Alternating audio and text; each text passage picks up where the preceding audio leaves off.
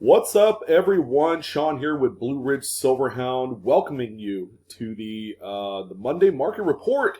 It's everyone's favorite report regarding some of the most prominent and notable modern graded coins to sell for the week. This time for the week ending November 22nd, 2020. We are coming up on Thanksgiving week here, and just looking back, this is probably one of the busier weeks that I've covered so far this fall. We've had a tremendous lineup here lately. Today is no exception, including just a heck of a lineup of nickels. It's only 4 coins, but this is 4 of probably a good dozen or so Jefferson nickels that sold this week. But these 4 that I'm going to talk about are the top of the heap when it comes to just the overall market value that they realized. So we're going to focus on those this week, along with a bunch of other incredible coins that sold. So I wanted to put this out there that, when it comes to grading moderns, okay, you want to heed caution. It's not an easy feat, okay, because when it comes to grading and trying to find the top pop coins out there, it's very, very difficult, okay? A coin that looks perfect to you and I, okay, doesn't look so perfect under close magnification.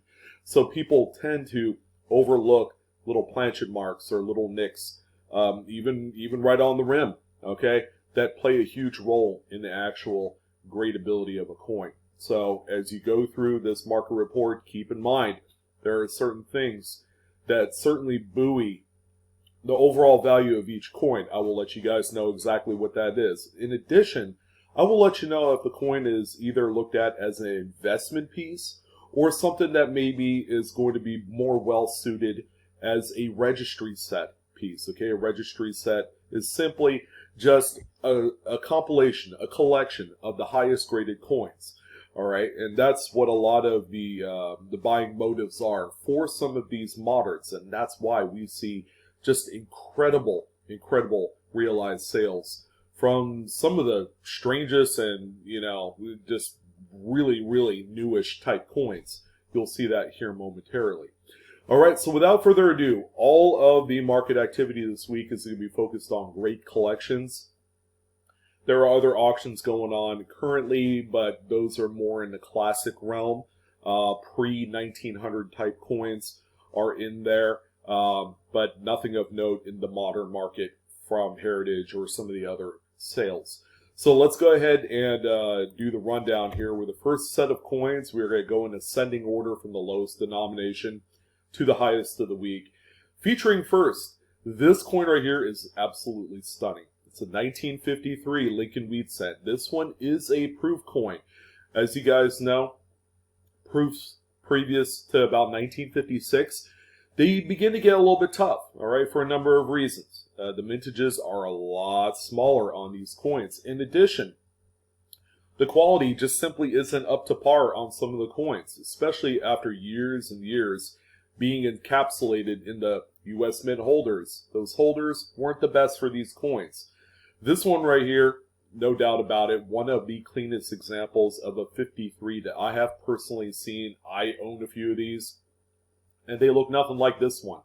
This one is an NGC Proof 69 full red example. It also exhibits a little bit of cameo frost on there, which is few and far between for this era of proof coins. This particular coin right here sold for $6,018.75. This coin blends the best of not only quality and eye appeal and the cameo, but also the grade. Proof 69 is such a abnormally high grade for this type of coin. I'm just glad to see it firsthand sell this week to what I feel like is a very fair offer. So if you thought the proof coin was pretty nutso, this one right here is probably has the distinction of being just the most out and left field type coin that you could ask for on this week's Monday Market Report. So what we have here is a 1974 Lincoln Memorial Cent. Now take a look at the grade. PCGS Mint State 68 full red. There are tons of people that I would probably sit with as being, like, wow, like that's a really high grade coin. You just don't see the type of quality on this type of coin on all the others. Keep in mind, 1974 was a really plentiful date. Many hundreds of millions of pieces were produced in 74, and same with the Denver Mint. There are a ton of these out there, and even to this day, for you avid roll hunters out there, you would probably still find quite a few mint state examples of this particular date. Now keep in mind, what's really involved in finding a coin that grades out this high? Well, I would imagine that it's going to take a lot of searching through BU rolls. Now we're talking about many thousands of coins to find what I would consider to be probably like a top 15 or 20 pieces to submit. Because again, if for every coin that you submit to APCGS or an NGC, you're going to be looking at a cost of around $25 to $30. It all adds up. And especially if you're sending out 20, 30 coins at a time, you can really see the expense build up. Now this one right here, to give you an idea of how high risk, high reward a coin like this is, it sold for $9,281.25. Again, heed caution. This is not something that you could, just automatically see the dollar signs and assume that you can just get right into it and try and achieve a mint state 68. This is kind of one of those one-off scenarios. I think it's a pop one, so it just gives you an idea of how difficult it is to search for this type of coin. Now the next one that we have here might be a coin that you could find, and in any grade whatsoever, they are still valuable. What we have here is a 1970S Lincoln Memorial cent. This is probably the second strongest doubled die of its era. All right, we're talking about the Lincoln Memorial series. This particular coin right here exhibits really strong doubling in not only the date, Liberty, but also in the motto here on the obverse of the coin. This one right here is DDO FS 101. If it wasn't for the 69S doubled die obverse, this coin, of course, would be the more valuable in the series. And, in addition, probably just as rare. This coin here is more rare, I would say, than a 69S DDO. Okay, the pops are pretty close, but this is a coin, again, that you can look for out there in your roll hunts. And even a coin that is in lesser condition, again, like I've mentioned, still valuable. This example sold for $10,406.25. Okay, so this one right here, no doubt about it, a registry set inclusion. It's a 1948 Lincoln wheat cent. This one, however, is a mint state 67 full red. It is also CAC green bean. All right, so it's got the little extra addition of a certification to help buoy the validity of this 67 grade. This coin right here sold for $2,081.25. All right, so this one doesn't look really that great, but we are talking about an early proof coin here, ladies and gentlemen. What we have is the 1941 proof Lincoln wheat cent. It is a really difficult, very low mintage coin, along with all of its other 1941 proof coins that go with it, the nickel, the dime, the quarter, you name it. This one right here is a proof 67 plus full red. The coins, especially for this era, really tough to find with any sort of cameo. Just forget about it. At this point, you're really gunning for the high grade on them. This one right here sold for $5,238. Traditionally, this could be a coin that if you wanted an early 40s proof, you could buy this coin singularly for about $100 to $150. But given the archival, storage of these coins in their original government packaging, a lot of them come out with just slightly milk spots and various other terminal toning and that sort of thing. So it's a very tough coin to search for. And finally, the last penny of the bunch is going to be a really tough date. A 1932D Lincoln wheat cent. This one grades out PCGS Mint State 67 full red. I would say this kind of straddles the fence of being either an investment quality piece or possibly a registry set example. It is also Green Bean by CAC. This coin right here sold for $7,749. I think because of the actual finalized hammer value of this coin, it could go either way. Investment, registry, I think they could be both. The coin, again, very difficult from the Great Depression age. You just don't see them in this state of preservation. Okay, so this is what we're all here for. We got a few nickels, okay? 1961 Philadelphia Jefferson nickel, probably a very controversial date in itself because of how crappy the strikes were on these coins. This one right here was graded as a PCGS Mint State 66 full stepper, all right? Now, judging from the full steps on this coin, it's probably pretty close, but I've learned that the gradability of full steps nickels really has nothing to do with the highest point of the steps, but it's also how many complete channels you could count from left to right. So you got to have 5 full channels, which is the deepest recesses of each step, to have a full steps designation. Now, it doesn't look like it right here, but I would venture to guess under magnification, you could see the channels that go all the way across. And that's normally how these things are graded. Okay, otherwise, this coin probably would be dumpster fire to a lot of people because furthermore, it has a lot more planchet nicks. Okay, the quality of the planchets previous to the strike of these coins left a little bit to be desired. Now, this one right here sold for $7,931.25, and no doubt about it, registry set material here all day long. Just a really difficult date to find with full steps. Speaking of which, we have a 54S, another tough date. These strikes on the 54s, especially the San Francisco minted types, are pretty weak, if not a lot of die deterioration on there, but this one looks pretty good, so it's got some pretty decent luster, which is pretty tough to find on a mid-50s Jefferson. PCGS, Mid-State 66 full steps, and this one sold for $11,098.12. Quite tough, quite difficult to find. So, you know, like 53, 54, 55, and I would say 56. Especially the San Francisco minted coins just don't seem to draw up enough of the strike. And that makes it an incredibly chase-worthy piece. All right, again, high risk, high reward. Now, this coin is beautiful. It's a 1943P. This one right here is, of course, the 35% silver manganese planchet alloy that was widespread in this series during World War II.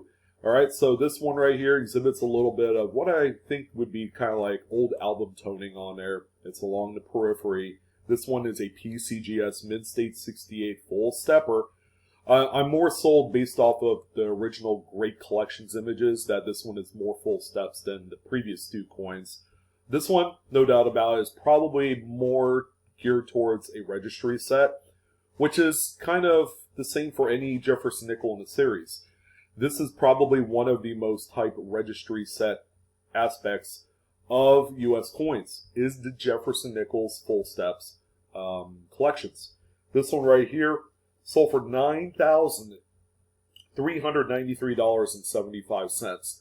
Just simply an incredible amount of money for a coin that traditionally it's really easy to find in mid-state and with full steps. So finding like a 65 or maybe even a 66 can be affordable for this era.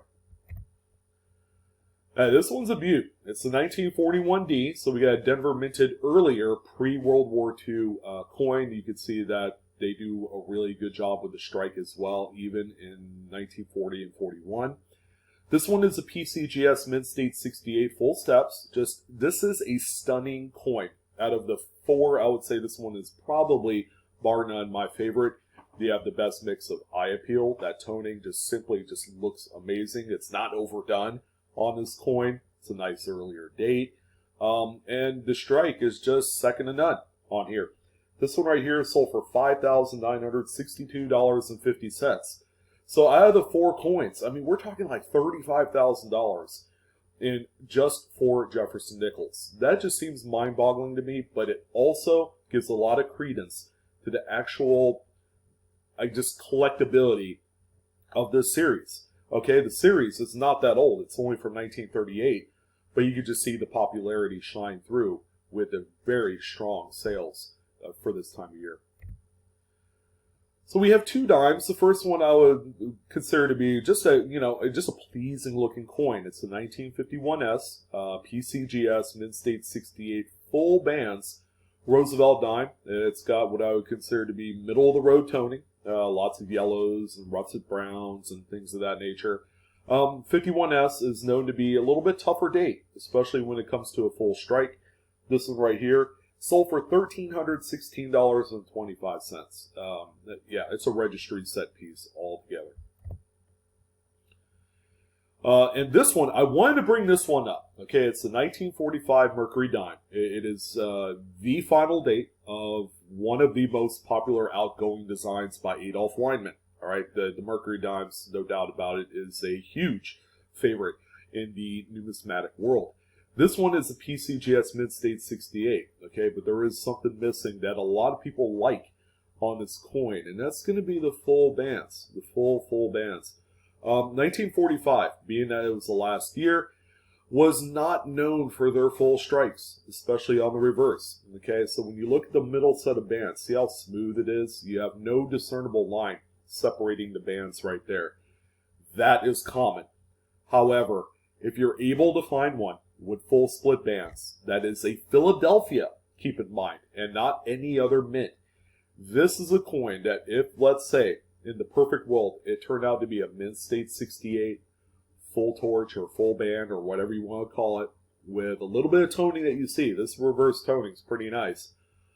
This is a coin that would be 6 figures. So it just gives you an idea of just the fine line of strike quality from this coin here, which, by the way, sold for $1,293. Can you imagine this coin with full bands being worth over $100,000? You might think I'm crazy, but that is just how exceptionally scarce this coin is with a full strike.